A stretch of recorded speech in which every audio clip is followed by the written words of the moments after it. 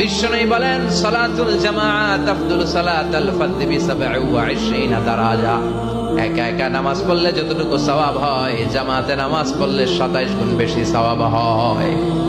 জামাতে পড়ার দরকার আছে না? নেই?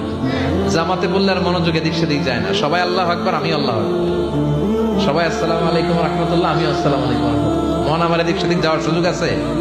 কম, ঠিক কিনা?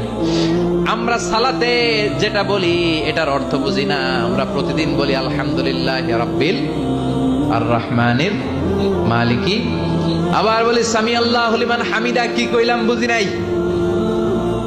সুবহান রাব্বিয়াল আলা মানে কি জানি না। আত-তাহিয়াত লিল্লাহি ওয়াস সালাওয়াত ওয়াত তাইয়্যিবাত অর্থ কি জানি না। এজন্য সালাতে যা বলেন এটা বুঝে বুঝে বলার চেষ্টা করেন। এট লিস্ট সালাতে যেটা আপনি পড়েন এটার অর্থটা শেখার চেষ্টা করেন, তাহলে বললে হৃদয়ের মধ্যে টাচ লাগবে, অন্তরে দরদ